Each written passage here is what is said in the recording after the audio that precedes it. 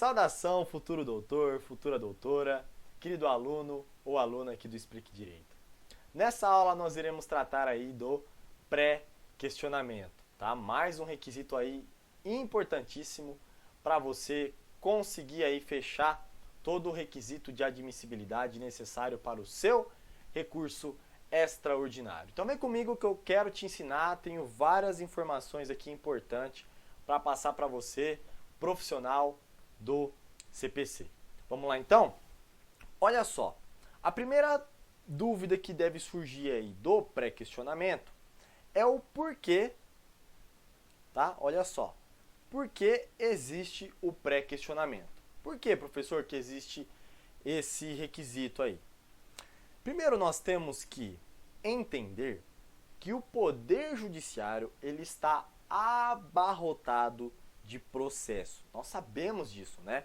É mais de não sei quantos milhões de processos que entra aí no Brasil inteiro por dia, né, no Poder Judiciário. Então imagina o tanto que esses juízes e colaboradores, né, servidores públicos, trabalham para que todos esses processos tramitem de forma adequada e cheguem aí a um fim esperado.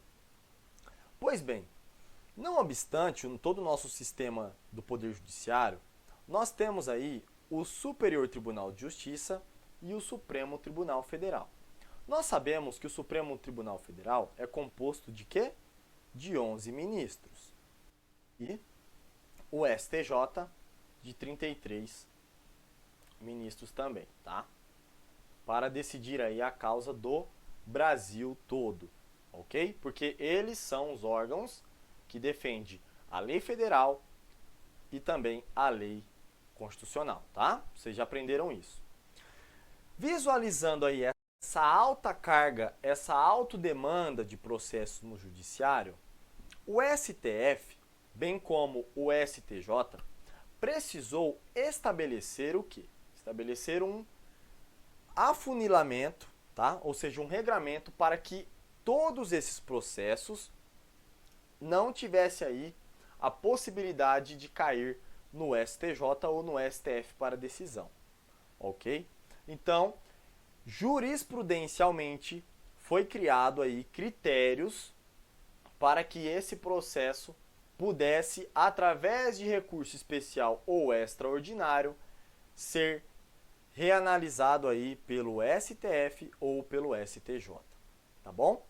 Isso é o que nós chamamos de pré-questionamento, tá? Então o pré-questionamento ele surgiu exatamente por isso, para que o sistema judiciário do STF e do STJ não ficassem aí tão abarrotados de processo. Então, o STF editou uma súmula e o STJ também editou uma súmula para criar o pré-questionamento, tá bom? Então você tem que entender que não é a lei que define o pré-questionamento, é a jurisprudência. É algo criado pelo próprio STF e pelo próprio STJ. Pois bem, agora que você entendeu isso, tá? Previamente, então eu estou indo bem devagarzinho para você ir pegando aqui todas as informações necessárias. Agora você consegue entender o porquê que existe o pré-questionamento. Agora vem a segunda pergunta. A gente está no porquê, agora a gente vai para o que é, então, o pré-questionamento. O pré-questionamento, ele é o esgotamento de todas as instâncias ordinárias, tá? E também a tentativa de que essas instâncias ordinárias corrijam aí uma decisão que está ferindo uma lei federal ou uma lei constitucional, ok? Para ficar mais fácil para você entender. Você precisa, para ter o pré-questionamento, você precisa esgotar. Então, olha só, eu vou até anotar aqui, ó. Para ter o pré-questionamento, é necessário esgotar todas as vias ordinárias, tá? Então você precisa esgotar todas as vias ordinárias. Ao esgotar as vias ordinárias, você também deve demonstrar que há uma violação de lei federal ou lei constitucional. Então você deve levantar aí para o juiz ACO, para o Tribunal de Justiça, que existe uma violação de uma lei federal ou norma constitucional, mesmo que essa violação seja na sentença. Então, se o magistrado aqui proferir uma sentença que viola lei federal ou norma constitucional, você precisa, através do recurso de apelação, demonstrar isso para o Tribunal de Justiça, ok? Então você vai lá, interpõe a sua apelação e demonstra essa violação de lei federal ou constitucional.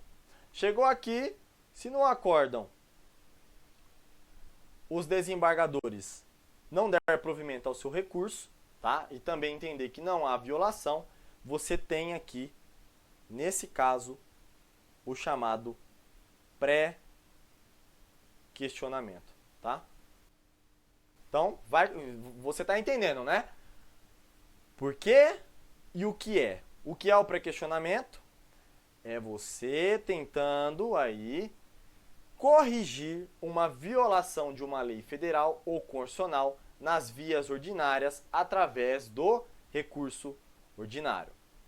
Pois bem, agora que você entendeu o porquê e o que é, agora a gente vai entender como funciona. Tá bom? Então agora como funciona. Olha só. Vou apagar aqui o quadro para ficar melhor a explicação. Vamos lá. Conforme eu havia dito, o pré-questionamento ele deriva de um entendimento jurisprudencial. E o entendimento jurisprudencial ele está estabelecido na súmula 356 do STF e 211 do STJ. Então, cada um desses órgãos estipulou uma regra para si, tá?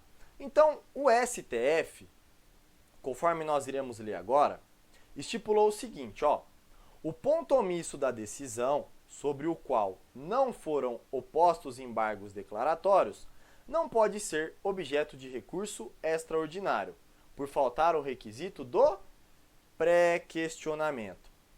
Então, daqui dessa súmula, a gente tem inúmeros entendimentos, tá? A gente vai quebrar um por um e vai entender um por um. Olha só. Então, o primeiro ponto que nós temos aí é a figura do pré-questionamento. Então, você precisa demonstrar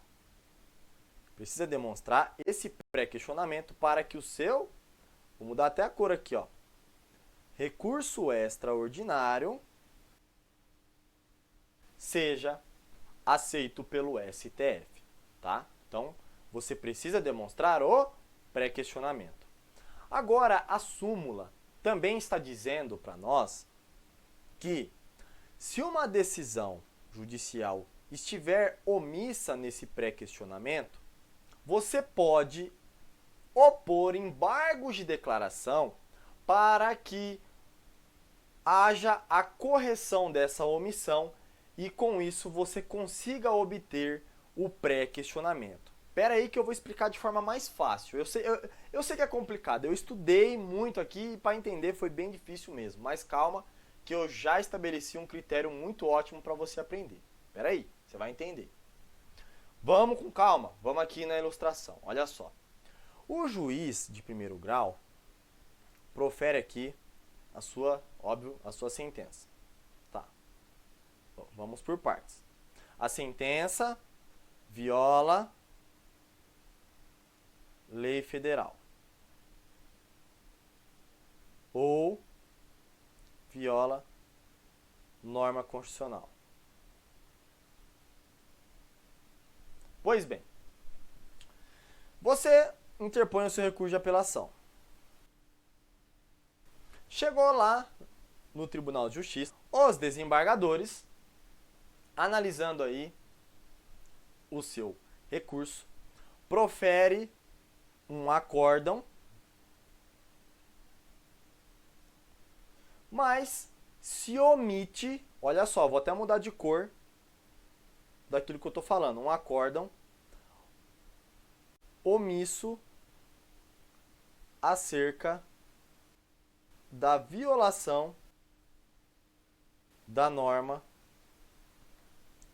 constitucional, tá? A gente está falando do STF, então eu vou usar aqui a violação de uma norma constitucional. Pois bem, se você está diante de uma omissão, por óbvio, pelo amor de Deus, o que você opõe? O próprio nome já diz o nome do recurso, né? Embargos de declaração.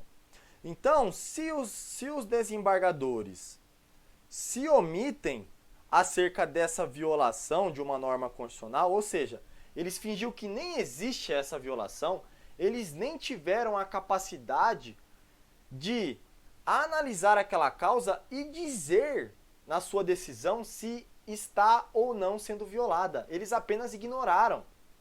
Se há aí essa omissão, você deve, através dos embargos de declaração, olha só, se é omisso, você, através dos embargos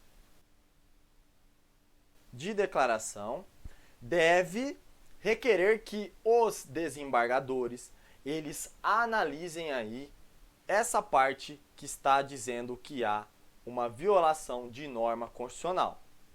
Pois bem, se os desembargadores não aceitar o seu recurso de embargos de declaração, então olha só, segue o raciocínio. Vou até escrever aqui embaixo, ó. Vamos lá. Se os desembargadores não examinar os embargos de declaração, como é que vai ficar o requisito do pré-questionamento? Olha, essa dúvida é super importante. Seguiu o raciocínio? Você estava aqui embaixo, houve uma violação aí da norma constitucional, tá? Você apelou, chegou lá no Tribunal de Justiça, falou aos desembargadores, ó, além da reforma da decisão judicial por esse motivo, eu quero dizer para vocês que está tendo uma violação aqui da norma constitucional. Vocês precisam fazer algo sobre isso. Os desembargadores pegam aí, ó, esse capítulo seu de indignação dessa violação da norma constitucional e ignora, finge que nem existe, passa em branco. Você, né, tentando aí corrigir essa falha, opõe embargos de declaração dizendo, desembargadores, pelo amor de Deus, vocês foram omissos, vocês não se manifestaram acerca dessa violação da Constituição Federal, dessa norma constitucional. E aí os desembargadores não examinam os seus embargos de declaração, tá? Então eles, ó, não tá nem aí para a sua alegação de que existe aí uma violação de norma constitucional. Nesse caso, como eles não se importou em apreciar se há ou não a norma constitucional, haverá ou não o pré-questionamento? Perante a nossa súmula 356 do STF, através de uma interpretação, nós tiramos a seguinte conclusão. Lê comigo novamente, olha só. O ponto omisso da decisão, sobre o qual não foram opostos embargos declaratórios, não pode ser objeto de recurso extraordinário, por faltar o requisito do pré-questionamento. E a chave do nosso conhecimento, mais uma vez, está bem aqui, ó. Não foram opostos embargos declaratórios. Mas você, nesse caso hipotético que eu estou te explicando, você opôs os embargos de declaração. Olha só aqui o seu embargo de declaração. Você acabou de opor, dizendo, desembargadores, vocês vão fingir demência. Nesse capítulo, é sério, desembargador, que você vai fingir demência? E eles continuam fingindo demência. Então, o que nós interpretamos e o que a doutrina interpreta e o que se aplica atualmente é que pouco importa se os desembargadores fingiram demência e não quiseram examinar aí os seus embargos de declaração e dizer se houve ou não uma violação da norma constitucional. O que importa para o STF é que você, através dos embargos de declaração, levantou a questão, tá? Você levantou a questão e demonstrou para eles que há uma violação de uma norma constitucional. Como eles não quiseram examinar, o seu próprio embargo de declaração serve como pré-questionamento. Olha que maravilha de entendimento que você acaba de adquirir. Então, o seu próprio embargo de declaração que não foi examinado serve como pré-questionamento. Por quê? Você vai demonstrar para os ministros do STF que você, excelente advogado, excelente advogada, você teve aí a boa fé e você tentou sanar essa violação de norma constitucional. Porém, a culpa não é sua, mas sim dos desembargadores que não quiseram apreciar aí e nem examinar os seus embargos de declaração. E o Supremo Tribunal Federal irá aceitar aí o seu pré-questionamento feito nos embargos de declaração. Maravilha? Esse é o entendimento do STF. Calma que a gente tem o entendimento do STJ. Olha só. Já a súmula do STJ, vou apagar aqui, tá? Pra gente não confundir. Já a súmula do STJ diz o seguinte: inadmissível, olha só, já chega arregaçando, metendo o pé na porta. Inadmissível recurso especial quanto à questão que, a despeito da oposição de embargos declaratórios, não foi apreciada pelo tribunal a qual, mais uma vez, não foi apreciada pelo tribunal a qual. Daqui você já deve estar entendendo a diferença do STF para o STJ. Já de cara, a diferença acabei de grifar de um para o outro. Acabei de grifar para você. Vamos por partes. Vamos voltar lá no juízo de primeiro grau. Olha só, vem comigo. Vamos lá. O juiz de primeiro grau profere aqui uma sentença, tá? Uma sentença que viola lei federal. A gente está tratando aí do STJ, então ele é guardião da lei federal, né? Beleza. Você está diante aí de uma violação de lei federal. Você vai lá, interpõe o seu recurso de apelação, pedindo a reforma da decisão por XYZ, e além de XYZ, você diz para os desembargadores que existe uma violação de lei federal. Os desembargadores, da mesma forma do exemplo que eu disse anteriormente, eles analisam lá o seu recurso, porém, eles fazem vista grossa aí para violação de lei federal. Eles não querem nem saber. Finge demência. Ah, colegas, vamos fingir demência disso aqui, ó, deixa isso passar. E aí, profere o seu acórdão,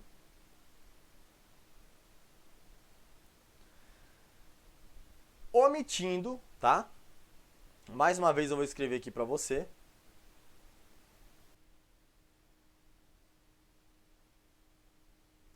Omisso quanto à violação da lei federal. Então eles não estão nem aí. Aí você vai lá, começa a ler o acórdão, fala, tá, beleza, ele viu isso aqui meu, mas cadê a parte em que eu falei para ele que havia aí uma violação da lei federal? Cadê que os desembargadores reformou a decisão nessa parte? Você não encontra. Você fala, peraí, é um caso de omissão. Estou diante de um caso de omissão, tá? E aí, da mesma forma, o que você vai fazer? Se é omissão, o que você vai fazer? Embargos de declaração. Você vai dizer lá, ô desembargadores, muito obrigado pela decisão, mas nós temos aí uma omissão, né? Até agora vocês não disseram nada aqui no acórdão acerca dessa violação de lei federal. E eu preciso disso como requisito de pré-questionamento. Eu preciso que vocês façam alguma coisa, porque um juiz não pode violar uma lei federal. E aí, nesse caso, você ficaria, estou falando no pretérito, tá? Você ficaria na mão dos desembargadores, tá? Por que que você ficaria na mão dos desembargadores? Porque se eles não aceitassem aí analisar os seus embargos de declaração, então se eles não apreciassem os seus embargos, você ficaria sem o pré-questionamento, tá? Por quê? Porque olha só a súmula 211. Não foi apreciada pelo Tribunal ACO. Vamos fazer a leitura de novo? Você vai entender agora, ó. Eu vou até grifar já, de cara já, a chave do conhecimento, ó. Inadmissível, recurso especial, quanto à questão que, a despeito da oposição de embargos declaratórios, não foi apreciada pelo Tribunal ACO. Mais uma vez, não foi apreciada pelo Tribunal ACO. O que o STJ está falando para você é o seguinte: se o Tribunal ACO não apreciar os seus embargos de declaração, você não tem o pré-questionamento. Então você tinha que rezar, cruzar as pernas e rezar, para que os desembargadores, tá? Os desembargadeus, né? Apreciassem os seus embargos de declaração e com essa apreciação, eles de alguma forma dissessem se houve ou não uma violação. Se eles falassem que houve violação, você não ia precisar entrar com o RESP, né? Porque eles já iriam, provavelmente já iriam fazer o conserto aí, anulando essa parte da decisão judicial. Se eles dissessem que não houve violação, você tinha o pré-questionamento para ir, através do recurso especial, para o STJ. Tá? Então, essa era a modalidade aplicada antes do nosso atual CPC. Professor, essa modalidade tinha aí alguma forma, algum modo para que a parte pudesse obter aí o pré-questionamento? Aí é que tá. Existia sim. Vou te explicar aqui de forma rápida, não quero complicar a sua mente, tá? Mas eu vou te explicar de forma rápida. Existia a oposição de recurso especial. Exatamente isso, oposição de RESP. É até estranho, né? Mas no antigo CPC existia assim, ó. Vamos lá, vamos por partes. A gente tem um acórdão omisso. Você opõe embargos de declaração. Os seus embargos de declaração, eu vou utilizar aqui a flechinha, tá? Ó, vamos para cá. Ele não era apreciado, tá? Então, seus embargos de declaração não foi apreciado. A única saída que você tinha era, olha só, vou fazer a flechinha aqui, ó. A oposição de RESP, fundamentando que os desembargadores do Tribunal de Justiça, eles violaram a lei federal por não apreciar o que dispõe o artigo 1022, né, atualmente, que trata dos embargos de declaração. Então perceba, você tinha uma trabalheira para ter que provar para o STJ que os desembargadores fizeram pouco caso aí dessa violação da lei federal, e se os ministros aqui do STJ entendesse que de fato os desembargadores deveriam apreciar os seus embargos de declaração, eles mandavam, tá? Devolviam e mandavam, olha só os autos aqui, ó. Devolviam os autos do processo e mandavam os desembargadores apreciar aí os seus embargos de declaração e, através disso, dizer se houve ou não a violação da lei federal. E só assim, gente, vai vendo a burocracia, e só assim, através do acórdão, decidindo aí os embargos de declaração, você teria o pré-questionamento. Perceba o tamanho da burocracia, o tamanho da trabalheira que você tinha para provar que houve a violação de uma lei federal. Gente, isso era um caos, um absurdo. Foi exatamente por essa burocracia, né, por conta dessa burocracia, que o nosso atual CPC, no artigo 1025, estabeleceu aí um regramento diferente dessa súmula aplicada pelo STJ. Tá bom? Acompanhe comigo a leitura do 1025, por gentileza, deixei na sua apostila para você acompanhar comigo. Olha só, está dizendo o seguinte: consideram-se incluídos no acórdão os elementos que o embargante suscitou para fins de pré-questionamento, ainda que os embargos de declaração sejam inadmitidos ou rejeitados, caso o Tribunal Superior considere existentes erro, omissão, contradição ou obscuridade. Então perceba aí que a lei, ou seja, o legislador, através do artigo 1025 do Código de Processo Civil, deu um entendimento diferente para o aplicado aqui pelo STJ. E aí se tornou como regra aquilo que o próprio Supremo Tribunal Federal aplica. Então a súmula 356 do STF é aplicável tanto para o STF como também para o STJ, tá? Não digo a súmula em si, mas o entendimento da súmula do 356 do STF é aplicável agora para os tribunais superiores no quesito de analisar aí o pré-questionamento, tá? Sobre a existência do pré-questionamento. Agora que você aprendeu tudo isso, né? Nossa, isso aqui era a parte mais importante aí que você deveria aprender sobre o pré-questionamento. Ok? Então, a súmula 211 do STJ não é mais aplicável, tá? Pelo amor de Deus, já vai lá no seu vadimeco, pode fazer o que eu fiz aqui agora lá no seu vadimeco, mete um X mesmo bem vermelho, porque de acordo com o artigo 1025, essa súmula não deve mais ser aplicada, tá? Pode meter o X e escrever artigo 1025 aí no seu vadimeco, tá bom? Então, você aprendeu por que existe pré-questionamento, o que é o pré-questionamento, como funciona o pré-questionamento, tá? De onde vem esse pré-questionamento e como você deve demonstrar o pré-questionamento, tá bom? Agora que você aprendeu isso, na próxima aula nós iremos ver aí o pré-questionamento implícito e o explícito e também o procedimento de interposição e admissão do recurso extraordinário e recurso especial, tá?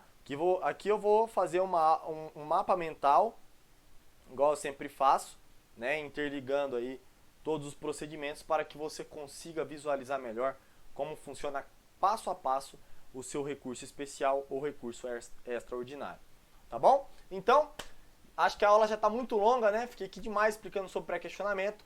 Fica com Deus, beijão, abração e até a próxima aula. Tchau, tchau!